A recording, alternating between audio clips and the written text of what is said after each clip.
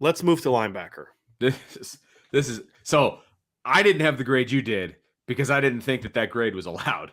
Well, it's allowed. I mean, it has to be like, to me, it's got to be like the perfect. I don't give out A+ as a teacher, so I'm not giving out A+ to. How can you not give an A+ in PE class? Like, I made all my free throws. I climbed the rope. I ran the laps. I only give A's, baby. I only give A's. All right. That's how I roll. I did used to teach other grading things. PE teacher. Okay. The other things I understand. I used to teach other things, but yeah, like history. Yeah. Like I used to teach history. Like that, I understand, right? Right. But PE, man, that's supposed to be the GPA builder. You're mean. You're mean. In all seriousness, though, here's why I went A+. Okay. Number one, I think you have elite players. I think you have at least 2 guys with 5-star upsides.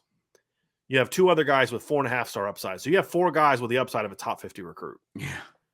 You have one guy that even, forget my opinion, Jalen Snead is a composite 5-star recruit. And honestly, I think Josh Burnham's a better prospect. I don't disagree with anybody's opinion about Jalen Snead. I think Jalen Snead is awesome. I just think Josh Burnham, again, I'm looking upside. I'm looking at it from a coaching standpoint. I don't know if I'd have Josh ahead of Jalen like right now, because Josh is still kind of raw because he plays both ways so much. I mean, this is a 6'4", 204, and he is 6'4" because I've seen the measurements that Notre Dame did for him. He's 6'4". Yeah. 6'4", 215-pound kid that plays linebacker that was a quarterback that rushed for over 1,500 yards and 29 touchdowns in the state of Michigan. He won the Gatorade Player of the Year in the state of Michigan. And so, to me, just that alone, that group alone is, as good as anybody in the country. They're so good. And there's at least 2 recruiting services that have them both as top 100 players.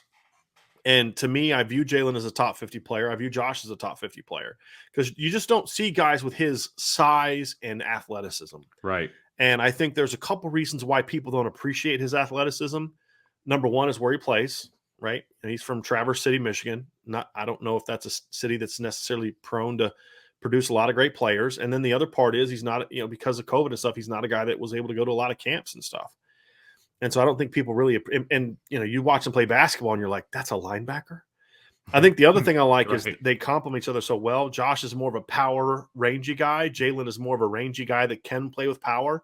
I think Jalen can play rover and will. Josh is more of a Mike will. That's a heck of a combination. There would be a lot of years in the last decade where if Nolan Ziegler and Junior Tuihalamaka were your 2 best linebackers, you'd have a heck of a linebacker class. Right. And you're arguing those are your 3 and your 4. And I would argue from an upside standpoint, Junior Tuihalamaka is your 4 from an upside standpoint. That tells you how good this class is. This is a kid that had 126 tackles and 22 tackles for loss and 4 sacks as a senior in high school, playing against good teams. Right. And so, and the thing I like about it is you've got Nolan's the rover, Junior's your thumper, right? And then you've got 2 guys in Jalen and Josh that can play well together. Here's the final piece when I say A+. I have a lot of respect for Marcus Freeman's evaluation skills. Usually guys that come up through the ranks at a Kent State, then a Purdue, then a Cincinnati. You have to be good at evaluating players. You do. And so I think he's good at that. He went after Nolan Ziegler when he was at Cincinnati. But essentially, he identified 4 linebackers and got them all. Now, one of them got to Notre Dame before he got there. But again, I've talked to some people that knew him. Cincinnati tried to make a run at him. Once Notre Dame got involved, it was over because, that family is about as Notre Dame of a family as you're going to find. No question. I was joking with Nolan today. We had him on the show, and if you didn't see it, I was joking with him because his dad sent me a picture of his dad holding Nolan when he was like a baby, taking a picture with Chris Zorch, and they're all decked out in Notre Dame gear.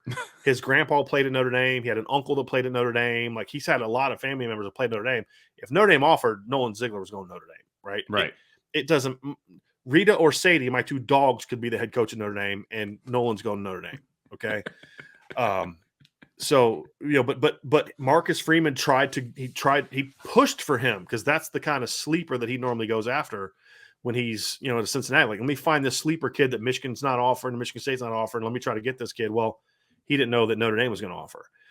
And because that's also the kind of kid that I think Clark Lee did a pretty good job with. Clark was good at finding the Prince Collie. Because remember, when Clark Lee got Prince Collie, he wasn't a top 50 recruit that he became. Right. He was a 3-star kid that nobody really knew about.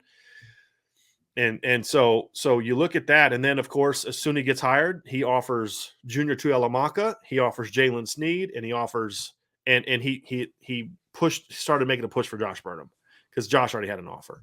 Mm-hmm. And that's what he wanted. Josh, he wanted Nolan, he wanted Junior, and he wanted Jalen. Now, and he hit the ground running. Like yes, as soon as he knew the they guys all that he wanted. right from day one. Now, yeah. Here's the other thing. He was given multiple opportunities to go get out of getting Nolan Ziegler. He had multiple opportunities to say, hey, look, Nolan, you committed to the previous staff. We don't want you. And he was like, of course we want you. Like, because remember, they would have – Sebastian Cheeks tried to commit to Notre Dame. Sebastian Cheeks is a top 50, 150 recruit. He tried to commit to Notre Dame. They said no because they already had Nolan. They already had Josh. They wanted Jalen and Junior. I mean, they said no to Sebastian Cheeks because they wanted 2 other guys, and they got them. Yeah. I mean, huge. When you step up and you say, these are the 4 we want, they're long, they're athletic, they're freaky talents, they're highly ranked, I want them all. All 4 of those guys, to me, are top 200 recruits or better. And all 4 of them are ranked in the top 250 or more because Nolan jumped into the top 250 of a couple. Yeah, this isn't just you and I thinking that these guys are good. Like it's composite 5-star recruit. Josh Burnham has two services rank him as a top 100 recruit, right? Right. Nolan Ziegler is now a consensus 4-star recruit that one service ranks in the top 250, and Junior is a composite is a consensus top 200 player. Right. Even if you just take what the services think of them, right, it doesn't change. It doesn't change my grade a whole lot, to be honest with you. It really doesn't. Yep. So, completely. This was the easiest position group to grade for this 22 class. I mean, it was by far the easiest one. And they needed it. Yeah. That's the thing. They don't, because they had messed up so much in the past at linebacker. Which class was it where they got 0 linebackers? The 19? 20. Is it 20? Yeah. Okay. Yeah. Okay, so it's 2 classes ago. Yeah, you're right. I'm thinking it's 2021, going back 2 classes, 19. Yeah.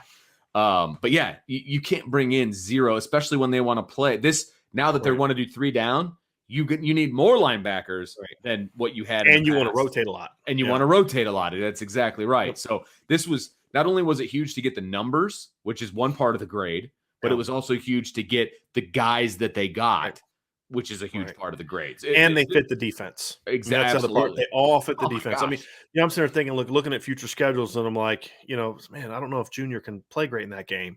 But then I'm like, yep, he'll be great for that game. He'll be great for that game. He'll be great for that game. You know what I mean? But when you have that kind of depth, like, hey, maybe this is a game where Junior's just more of a goal line, short yardage guy or a first down guy or whatever. And then there's other games you're like, this guy's not coming off the field. And, I can't think of a scenario that's realistic where you'd have had a better class. Yeah. I just, they got the 4 guys they wanted. I mean, and they were plain really and good. Simple. Sometimes you can get the 4 you want, and you're like, but the evaluation was. You should have gone for better. They got the 4 guy they wanted. Those 4 guys were dudes, and they got them. The evaluation was, and they got them from California. They got one from South Carolina, and the other one they got from Michigan. Josh Burnham grew up a Michigan fan. I mean, so Michigan was shocked when he started leaning towards Notre Dame. Shocked because they thought they were going to get him.